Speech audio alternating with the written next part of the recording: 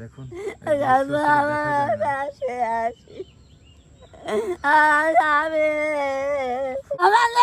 আমি খানে আল্লাহ কাছে খানা পাকাতে আমি খানে তোমার আসসালামু আলাইকুম।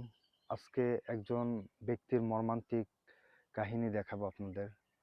আমি এর আগে আপনাদেরকে কখনোই কোনো ভিডিও শেয়ার করতে বলি নাই, কিন্তু আজকে একটা ভিডিও শেয়ার করতে বলবো। অবশ্যই সবাই ভিডিওটি শেয়ার করবেন এবং ছড়িয়ে দেবেন, যাতে এই ছড়ানোর মাধ্যমে একজনের পরিচয় মিলে যায়। আজকে আপনাদের একজনের সঙ্গে পরিচয় করিয়ে দেব। এই যে আমার পাশে দেখতে পাচ্ছেন, এই মহিলা মাথায় সমস্যা আছে।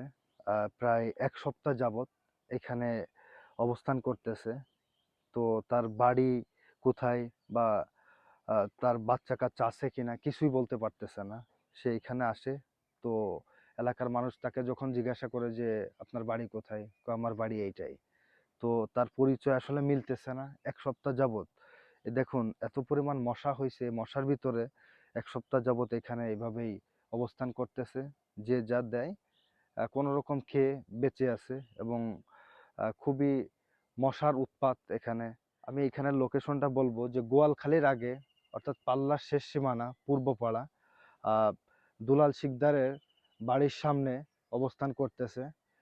তো আমরা তার মুখ থেকে কিছু শুনি, দেখা যাক সে কোনো কথা বলে কিনা।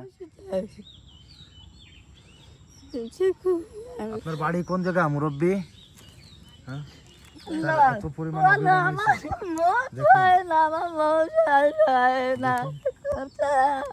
দেখুন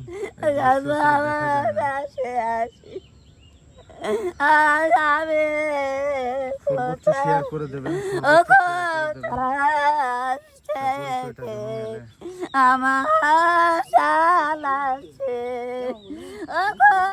দুঃখের জ্বালায় সে মাটিতে মাথা ঠুকাচ্ছে। তার মনের ভিতরে আসলে অনেক কষ্ট লুকিয়ে আছে, না হলে এক সপ্তাহ যাবৎ সে এখানে এইভাবেই রয়েছে। এইসব দৃশ্য আসলে দেখা যায় না। ভিডিওটা সর্বোচ্চ শেয়ার করে দেবেন, সর্বোচ্চ শেয়ার করে দেবেন, তার পরিচয় যাতে সে পায়, তার পরিবারের কাছে সে যেতে পারে।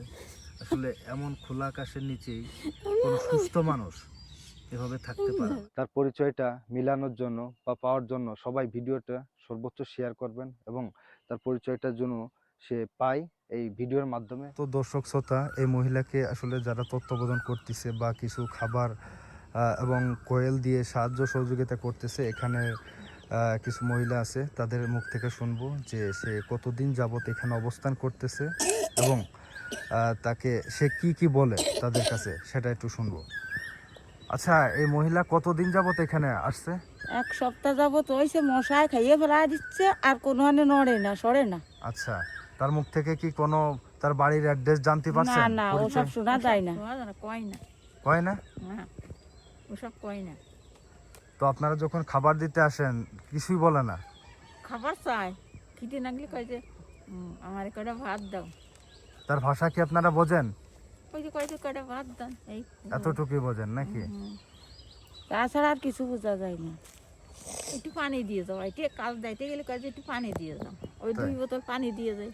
আচ্ছা, তো দর্শক শ্রোতা, যার জমিতে অবস্থান করতেছে পাগলটা, তার সেই জমির মালিকের সাথে কথা বলবো যে সে কয়দিন যাবত এখানে আছে বা তার মুখ থেকে কোনো ইনফরমেশন বা তথ্য পাইছে কিনা, তার পরিবার পরিজনের কোনো কিছু।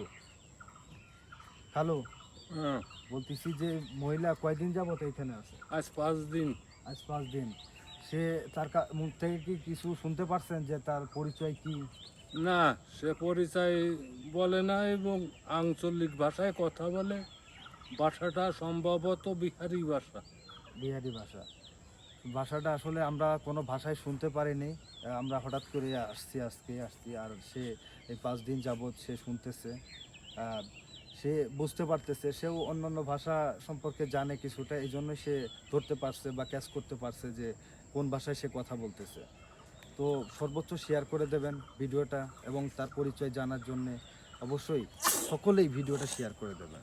সকলের কাছেই জোর দাবি করতেছি, সর্বোচ্চ ভিডিওটা শেয়ার চাই। আপনাদের শেয়ারের মাধ্যমে তার পরিচয়টা মিলবে। সবাই ভালো থাকবেন। আল্লাহ হাফেজ।